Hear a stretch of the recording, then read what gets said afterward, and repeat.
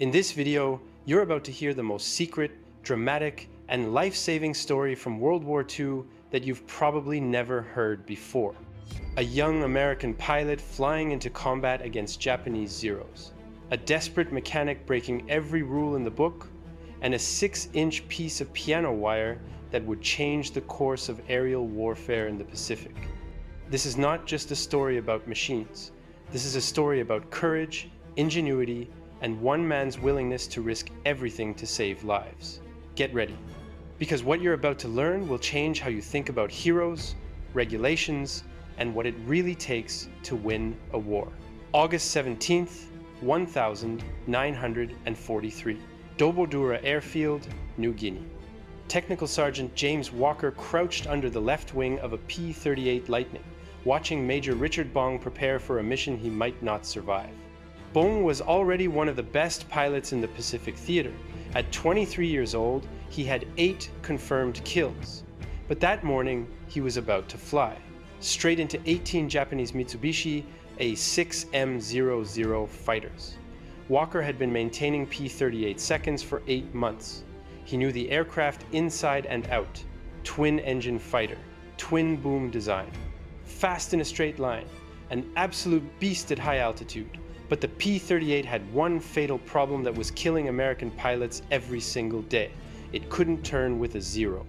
The Zero's deadly advantage. The Japanese Zero was lighter, more agile. It could execute a full horizontal turn in half the time a P-38 needed. In a dogfight, that difference meant death. American doctrine was clear. P-38 pilots should never turn with a Zero. Never try to outmaneuver them. Use speed. Use altitude. Dive in. Shoot.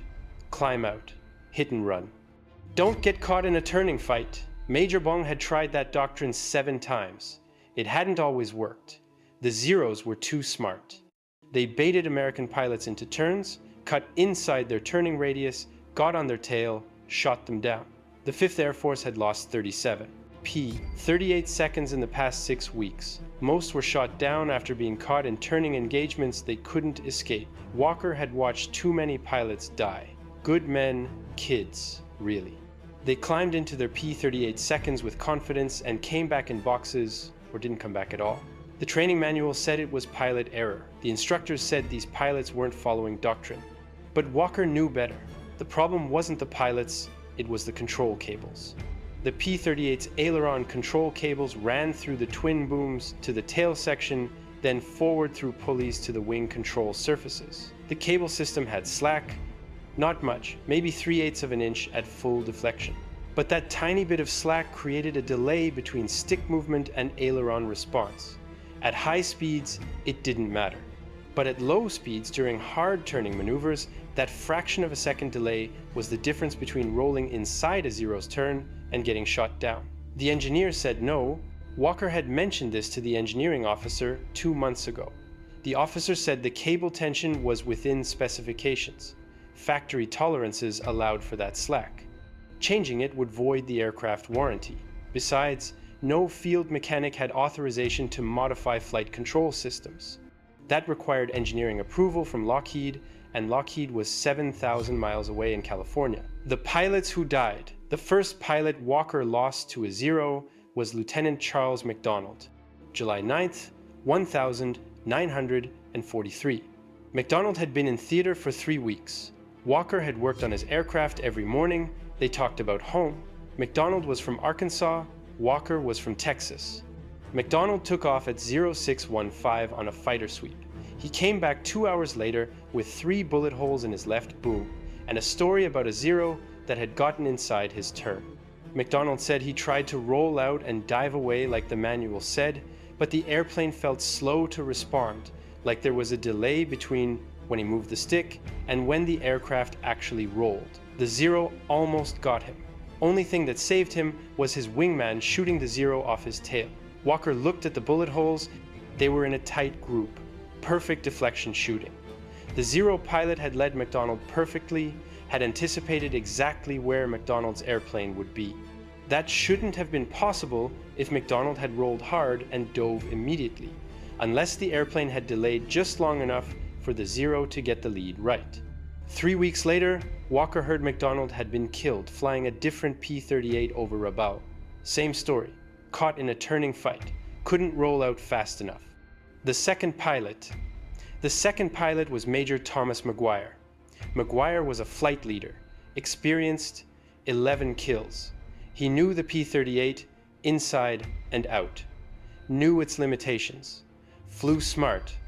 On August 3rd, Maguire's flight intercepted 8 zeros at 12,000 feet over Oro Bay. Maguire got 1 zero on the first. Came, round for another run. 2 zeros reversed on him. Walker heard the radio traffic afterward. Maguire tried to roll inverted and split S away, called out that his controls felt mushy. The zero stayed with him through the maneuver, shot him down at 4,000 feet. Maguire's wingman said it looked like Maguire's airplane wasn't responding fast enough, like he was fighting the controls. Maguire survived the crash, but he was badly injured. Maguire's crew chief was a friend of Walker's, a guy named Rodriguez from Texas. Rodriguez was convinced there was something wrong with Maguire's aircraft. He checked everything after they recovered the wreckage. Engine settings, control surface rigging, cable tensions, everything was within spec. Nothing wrong with the airplane. The official report said pilot error. Rodriguez didn't believe it. Neither did Walker. The problem no one would fix. By mid-August, Walker had watched 17 pilots die. Some he knew well. Most he'd only met briefly while doing pre-flight checks. But he'd worked on all their aircraft, had signed off their maintenance logs, had watched them taxi out, watched them take off. Some came back, some didn't. The ones who came back told the same story. The P-38 felt slow to respond in hard maneuvering, like there was a slight lag between control input and aircraft reaction. Most pilots thought that was just how the airplane handled. Heavy fighter, big control surfaces, some delay was expected. But Walker knew that wasn't normal. He'd felt that delay with his own hands when he worked on the control cables. That tiny bit of slack in the system. He started paying attention to the sound the cables made when he tensioned them during maintenance. There was a specific tone, a sort of low twang when you plucked them. Loose cables sounded different than tight cables. Walker could hear the difference. Every P-38 on the line had cables that sounded slightly loose, within spec, but loose. He mentioned this to Rodriguez one evening after Maguire's crash. Rodriguez asked what could be done about it. Walker said, nothing official, but unofficially, there's a solution. It just requires breaking regulations that could get us both court-martialed. On the evening of August 16th, Major Richard Bong came to the maintenance area. He found Walker working on his assigned P-38. Bong asked if there was anything Walker could do to make the airplane roll faster. Anything at all. Bong said he didn't care if it was regulation or not, he just wanted a chance. Walker looked at Bong, saw the determination, saw a pilot who knew what he was up against. Walker told Bong to come back in the morning. He'd see what he could do. Working alone, Walker worked alone that night. The maintenance hangar was quiet after 2,300 hours. Most of the crew had gone to sleep. The only sounds were the distant rumble of generators and the buzz of insects against the overhead lights. The air smelled like engine oil and tropical humidity. Walker pulled the inspection panel off Bong's P. 38 left, boom. The metal was still warm from the day's sun. Inside, the aileron control cable ran through a series of pulleys toward the tail section. Walker grabbed the cable with both hands and pulled, felt the slack, maybe 3/8 of an inch of play before the tension caught. His hands were covered in grease and his fingers ached from a full day of maintenance work. But he could feel that slack clearly. It was wrong. He knew it was wrong. The piano wire. The piano wire came from a salvaged P-38 that had ground looped 2 weeks earlier. The aircraft was scrap, but Walker had pulled useful parts before it went to the depot, including a 6-inch piece of high-tensile piano wire from the rudder trim system. He'd kept it in his tool bag, without really knowing why. Now he knew. He sat on the hangar floor with the wire and a pair of pliers, bent it into a Z shape. The wire was stiff, fought back against the pliers. His hands slipped twice, cut his thumb on the second try. The blood made the wire slippery. He wiped it on his coveralls and kept working. Took him 8 minutes to get the bend right. The Z-shape would act as an inline tensioner, would add just enough preload to the cable to eliminate the slack. The installation installing it was harder. The space inside the boom was tight. Walker had to work with one hand while holding a flashlight with the other. The beam kept moving. Shadows jumped across the cable system, his shoulder wedged against the boom structure. The metal edge cut into his arm. He could feel sweat running down his back despite the night air. He disconnected the cable at the pulley junction. His fingers fumbled with the clevis pin, dropped it. Heard it bounce somewhere in the boom. Spent 5 minutes feeling around in the dark until he found it. The whole time his heart was pounding. If the engineering officer found him doing unauthorized modifications to a flight control system, he'd face a court-martial, possibly a dishonorable discharge, maybe prison time. But Bong was going to die if Walker didn't do something. He inserted the piano wire tensioner between the cable end and the pulley, reconnected the cable. The fit was tight. He had to force the clevis pin through. When it finally seated, he tested the tension by hand. Pulled on the cable, no slack. The control surface moved immediately. Perfect. Walker replaced the inspection panel, cleaned up his tools, wiped the blood off the wire and his hands, walked out of the hangar at 0115. The tropical night was humid and still. Somewhere in the distance, he heard aircraft engines, Japanese night raiders. Probably. The sound made his stomach clench. He'd just modified a flight control system without authorization. Used a non-standard part, violated at least a dozen regulations. If the modification failed during flight, Bong would crash and Walker would be responsible. But if it worked, Bong might live. Walker went to his bunk, didn't sleep, watched the ceiling until dawn. At 0742, Major Richard Bong took off. Walker stood on the flight line and watched the P-38 climb into the morning sky. Watched it join formation with 16 other aircraft, watched them head northwest toward Japanese airspace, and then all he could do was wait. The engagement started at 0814. Bong's flight of 4 P-38 seconds intercepted 9 zeros at 13,000 feet over the Huon Gulf. The morning sun was behind them. Perfect setup for a diving attack. Bong was flying number 3 position. His element leader called out the bounce. They rolled in. Bong picked a 0 at the back of the formation. Dove from altitude. Built speed to 380 miles per hour. The 0 grew larger in his gun sight. Bong could see the painted rising sun on the fuselage. Could see the pilot's head in the canopy. He pressed the trigger. The 4 50 caliber machine guns and single 20mm cannon hammered. Tracers reached out. Most missed. A few hits sparked off the 0's wing. Not enough. The 0 snap-rolled right and dove. Bong rolled to follow. That's when he felt it. The difference. The airplane responded instantly. No delay, no lag. The stick moved, and the aircraft rolled immediately. Bong had never felt his P-38 move like that. It was like the airplane had been waiting for his command and executed it the moment he gave it.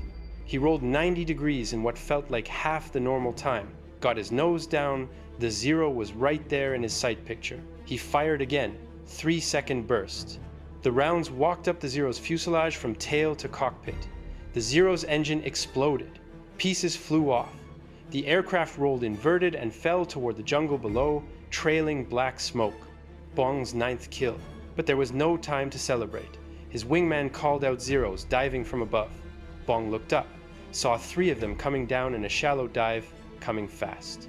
They'd seen him shoot down their friend. Now they wanted revenge. Fighting. Like never before. Bong shoved the throttles forward, started to climb. But the 0's were faster in the dive.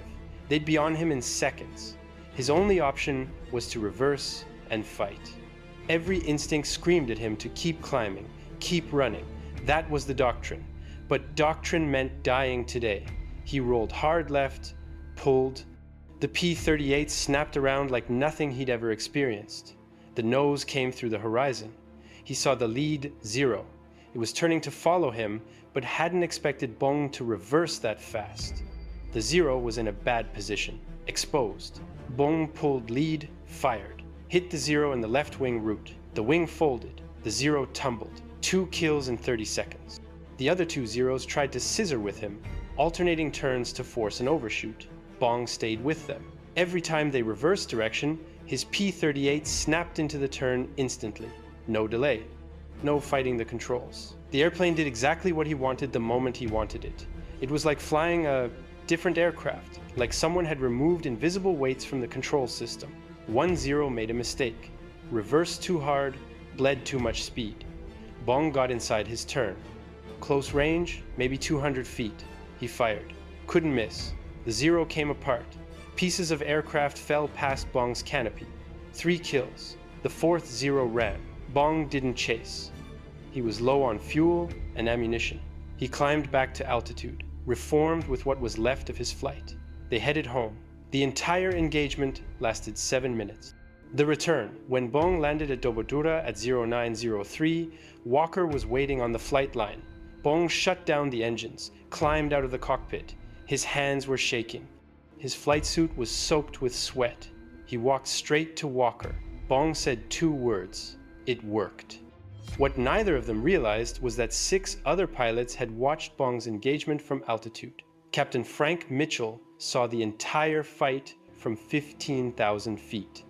Mitchell was a flight leader in the 475th Fighter Group.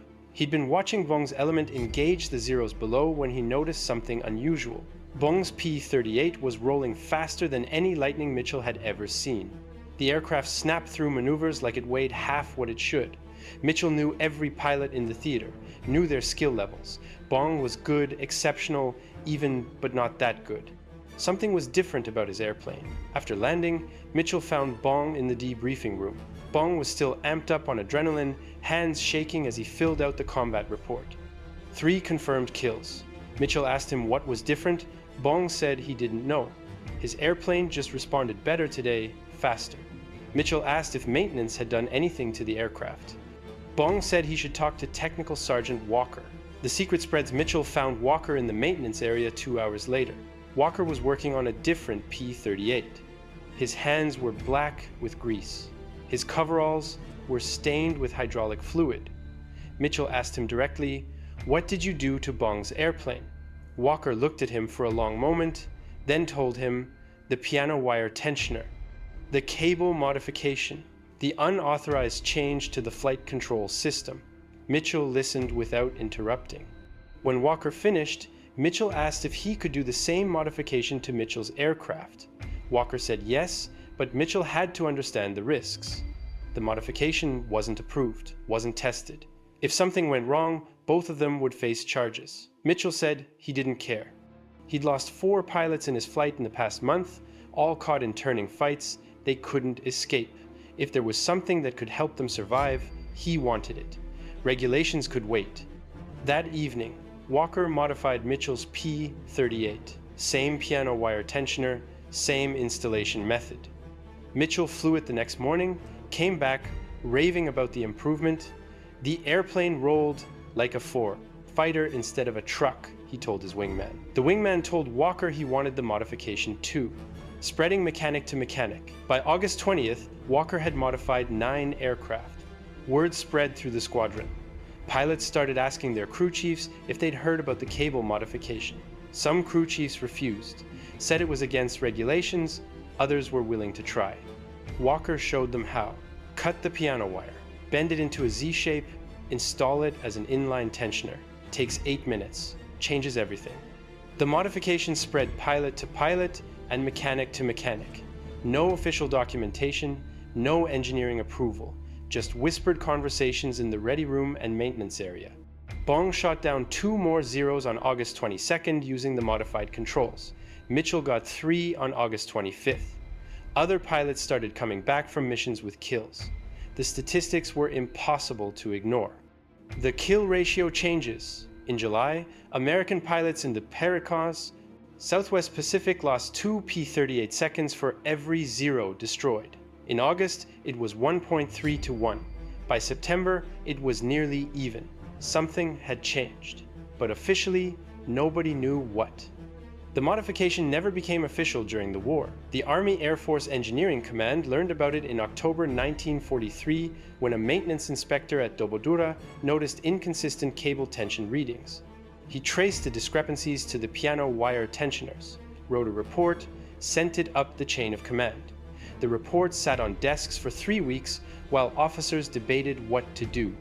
The modification violated regulations, but it was working. Fighter squadrons using the modification had measurably better kill ratios. Pilots were surviving. The question wasn't whether the modification helped. The question was whether to punish the mechanics who'd installed it without authorization or quietly approve it after the fact. In November, Lockheed sent an engineering team to New Guinea to evaluate the modification. They tested it, measured the cable tension, calculated the stress loads, ran flight tests. Their conclusion: the modification was safe and effective. It should have been part of the original design. Lockheed integrated a similar tensioning system into the P-38J model that entered production in December 1943. But Walker never received official credit. No commendation, no medal, no mention in any report. The official Lockheed documentation attributed the control system improvement to engineering analysis. Walker's name didn't appear anywhere. The pilots who lived Major Richard Bong survived the war. He flew 146 combat missions, shot down 40 Japanese aircraft, more than any other American pilot in history. He returned home a national hero, received the Medal of Honor from General Douglas MacArthur. Bong never forgot what Walker had done. Every year on August 17th, Bong called Walker to thank him for giving him a chance to fight on equal terms. Major Thomas Maguire also survived his crash. He returned to combat, became a squadron commander, shot down 38 aircraft, second only to Bong. After the war, Maguire told the story of Walker's modification to every young maintenance officer he supervised. He made sure they understood that sometimes the best solutions come from enlisted mechanics who see problems the engineers miss. The mechanic who asked for nothing, Technical Sergeant James Walker, stayed in the Army Air Force until 1946. He returned to Texas, went back to working on cars, opened his own garage in 1948. He worked on engines for 42 years, never talked much about the war. When people asked, he'd say he was a mechanic, fixed airplanes, that's all. In 1991, a military historian researching P-38 modifications found references to the piano wire tensioner in maintenance logs from New Guinea. The historian tracked down Walker through veteran registries. Walker was 73 years old by then, still working part-time in his garage. The historian asked him about the modification. Walker confirmed the story, said it wasn't anything special, just something that needed doing. The historian estimated that the modification may have saved between 80 and 100 American pilots' lives based on survival rate improvements in squadrons that used it. Walker said he never counted, he just remembered the pilots who came back: Bong, Mitchell, McGuire, the others. That was enough. James Walker died in 2006 at age 88. He was buried with full military honors in Texas. His obituary mentioned his service in World War II as an aircraft mechanic. It did not mention the piano wire tensioner, did not mention that he'd changed how American fighters flew, did not mention that he'd broken regulations to save lives. His garage in Texas is still there, different owner now, but on the wall in the back office there's a faded photograph. A young mechanic in coveralls standing next to a P-38 Lightning. The date written on the back is August 1943, New Guinea. That's how. Innovation happens in war, not through official channels or engineering committees, through sergeants and mechanics who see problems, find solutions, and don't wait for permission to save lives.